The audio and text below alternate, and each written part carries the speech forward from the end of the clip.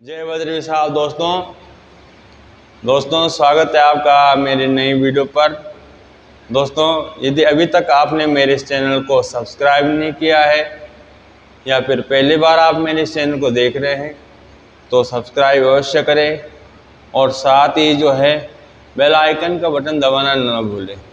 Bell icon के button दबाने से क्या होगा कि जब भी मैं कोई अपनी नई वीडियो डालता हूं तो आपके कुंडली मोबाइल में नोटिफिकेशन के रूप में आपको प्राप्त हो जाता है और आपको मेरी वीडियो को पहले देखने का जो है सौभाग्य प्राप्त होता है। साथ ही यदि आपको मेरी वीडियो अच्छी लगे तो लाइक करें और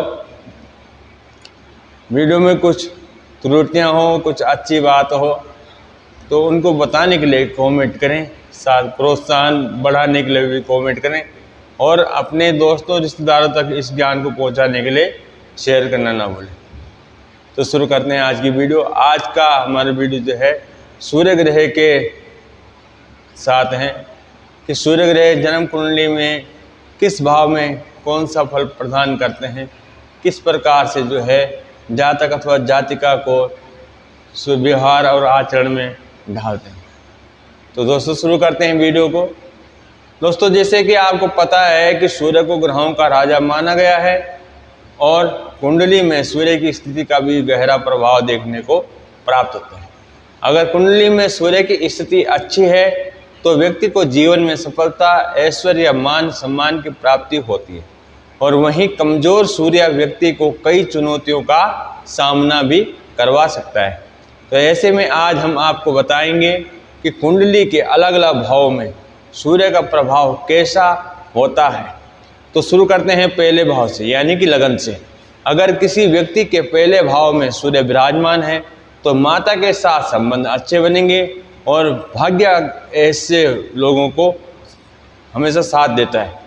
बचपन में ऐसे लोगों को कुछ स्वास्थ्य समस्याओं का सामना भी करना पड़ सकता है और इसके साथ ही सूर्य ग्रह का प्रथम भाव में बैठना आपको क्रोधी बना सकता है। इसलिए अपने क्रोध पर नियंत्रण रखें और ऐसे लोगों को रखना चाहिए। दूसरे भाव का फल बताते हैं। यदि कुंडली में सूर्य द्वितीय भाव में विराजमान है यानी कि कुटुंब स्थान में विराजता है तो जातक मल्टी टैलेंटेड हो सकता है। कलात्मक क्षेत्रों में ऐसे लोगों को सफलता प्राप्त होती है और हालांकि पारिवारिक जीवन में कुछ परेशानियां आ सकती हैं। साथ ही इस भाव में बैठा सूर्य जीवन साथी के स्वास्थ्य पर भी बुरा प्रभाव डाल सकता है। कुंडली के तीसरे भाव में सूर्य का फल कुछ प्रकार से तीसरा भाव यानी कि पराक्रम स्थान का क्षेत्र और इस भाव में सूर्य के होने से व्यक्ति साहसी बनता है। ऐसे लोग अच्छे शिक्षक हो सकते हैं, अपनी बातों को स्पष्टता से दूसरों के सामने रख सकते हैं और इस भाव में अगर सूर्य अकेला हो तो जीवन में चुनौतियों का सामना कम करना पड़ता है।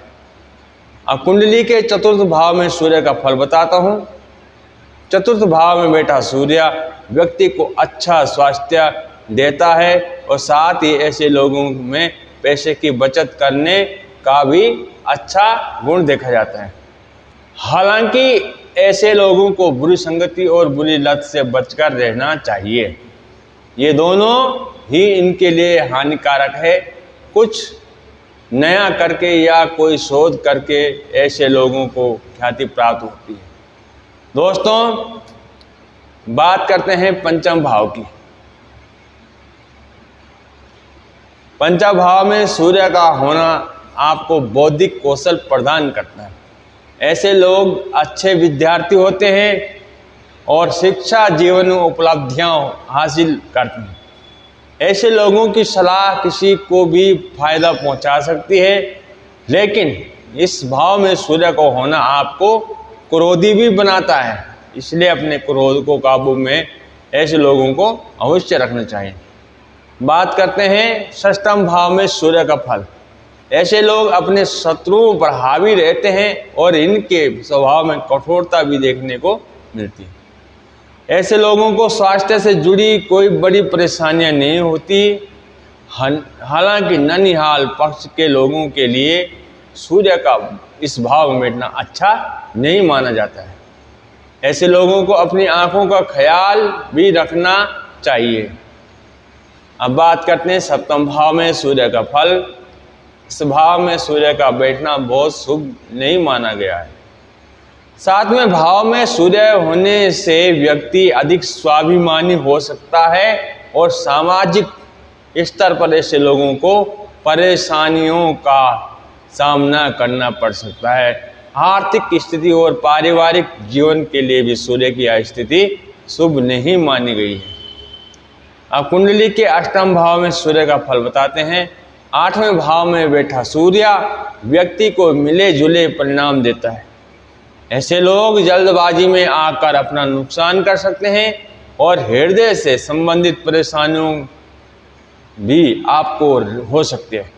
हालांकि आर्थिक रूप से आप मजबूत होते हैं और धन की बचत भी कर पाते हैं। जीवन काल में ऐसा इस भाव में बैठना अच्छा नहीं माना।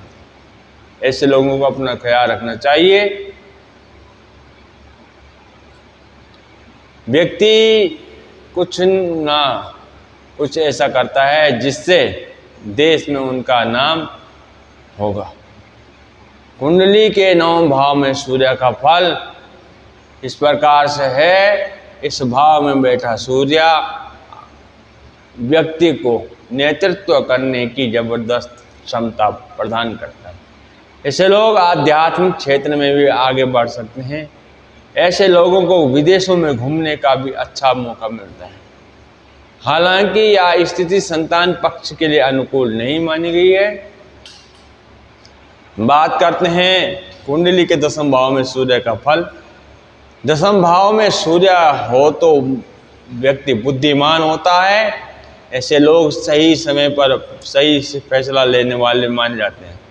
सरकारी क्षेत्रों में ऐसे लोगों को लाभ की प्राप्ति होती है और सूर्य की यह स्थिति माता के लिए तब अच्छी नहीं मानी जाती जब ऐसा व्यक्ति गलत कार्य करता है या नकारात्मक विचारों से घिरा रहता है। इससे माता को परेशानियों का सामना करना पड़ सकता है। दोस्तों, बात करते हैं 11वें भाव में सूर्य का फल। एकादश भाव का फल कहा जाता है और इस भाव में सूर्य के होने से धन लाभ जातक को प्राप्त होता है। ऐसे लोग कम बोलने वाले होते हैं, ज़्यादा सुनने वाले होते हैं। धार्मिक क्षेत्र में ऐसे लोगों की विशेष रुचि होती है।